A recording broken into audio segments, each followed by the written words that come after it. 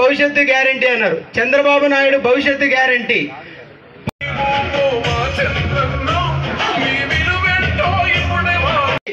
మనం మన బిడ్డల భవిష్యత్తు కోసం ఉమ్మడి ప్రభుత్వాన్ని స్థాపించుకొని మన భవిష్యత్తుని మనమే రాసుకుందాం.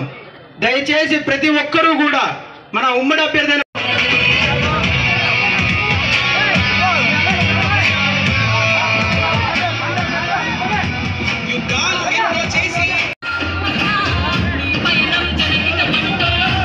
జనాలు ముందుకు రావాలి. వెహికల్ ఆపుకో, జనమంతా ముందుకు వచ్చిందాక వెహికల్ ఆపుకో.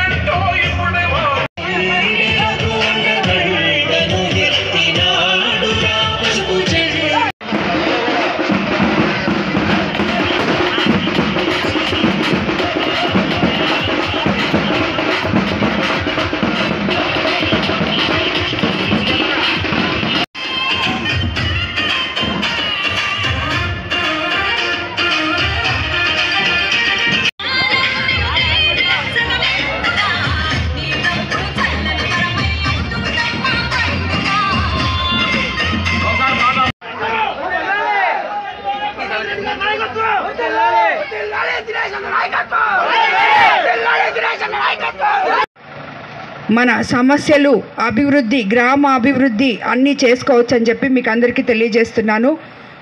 ముఖ్యంగా ప్రతి ఒక్కరు ఇక్కడ చాలామంది యువకులు ఉన్నారు. వాళ్ళందరికీ కూడా ఒకటే చెప్తున్నాను, మీరందరూ మా భవిష్యత్తు.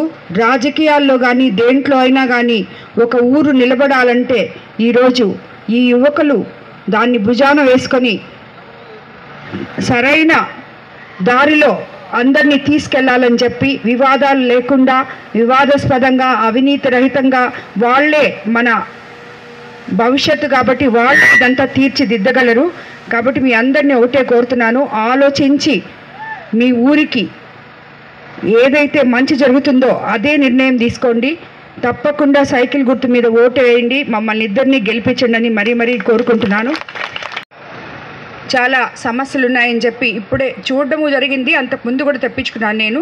గిరిజన కాలనీలో మరియు హరిజన వార్డుల ఇళ్ల స్థలాలు సమస్య, డ్రైనేజ్ కాలువలు, పెన్షన్ల సమస్య, కరెంట్ స్తంభాలు, మంచినీటి పైపులు ఇలా ఎక్కువగా ఉన్నాయి. అవన్నీ కూడా మన ప్రభుత్వం వచ్చిన తర్వాత మనము సరి చేసుకుందామని చెప్పి నేను ఇప్పుడే వాళ్ళకి మాట ఇచ్చి వచ్చాను. అది తప్పకుండా నెరవేరుస్తాను. అదేవిధంగా గోర్లమెట్ట పైడేరు కరకట్ట, నడిదిబ్బ డొంక రిపేర్లు కూడా ఉన్నాయి. ఇవి కూడా మనం అధికారంలోకి వచ్చినాక పూర్తి చేసుకుంటాము. కాబట్టి ఇలాంటి సమస్యలు ఏమున్నా కూడా తిరిగి తెలుగుదేశం ప్రభుత్వాన్ని మనం అధికారంలోకి తెచ్చుకోవాలని కోరుకుంటున్నాను. అదేవిధంగా మీ అందరికీ నేను ఇది ప్రతి ఊర్లో చెప్తున్నాను, ఎందుకంటే మీకు అందరికీ తెలవాలని చెప్పి. చాలా పథకాలు ఇచ్చారు. వాలంటీర్లకి ఇది వరకు 5,000 ఉండేది. ఇప్పుడు తిరిగి తెలుగుదేశం ప్రభుత్వం అధికారంలోకి వచ్చిన తర్వాత వాళ్ళని అలాగే కొనసాగించి 10,000 తిరిగి వాళ్ళకి 10,000 ఇవ్వబోతున్నారు. పెన్షన్ 4,000, జూన్ నెలలో 3,000, 4 కలుపుకొని ఈ 7,000గా ఇవ్వబోతున్నారు. దివ్యాంగుల పెన్షన్ 6,000. ఇప్పుడే ఇంతకుముందు ఇక్కడ ఈ ఊర్లో చెప్పారు చాలామంది దివ్యాంగులు, వాళ్ళకి పెన్షన్ కూడా లేదు అని చెప్పి. మరి ఎందుకు లేదో తెలియదు. అలాంటి వాళ్ళందరినీ వెతికి గ్రామస్తులైనా కూడా వాళ్ళందరికీ సమానంగా పెన్షన్ అందేలాగా చూడాలి. అది మన ప్రభుత్వం వచ్చిన తర్వాత తప్పకుండా చేస్తానని నేను వాళ్ళకి మాట ఇస్తున్నాను. అదేవిధంగా రాష్ట్రంలో మహిళలందరికీ 1,500, ప్రతి మహిళ ఉచితంగా ఆర్టీసీ బస్సుల్లో ప్రయాణం చేయొచ్చు. అదేవిధంగా 3 గ్యాస్ సిలిండర్లు ఫ్రీగా ఇవ్వబోతున్నారు.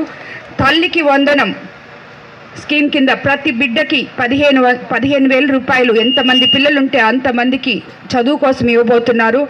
అదేవిధంగా నిరుద్యోగులకి నెలకి 3,000 లెక్కన ఇవ్వబోతున్నారు.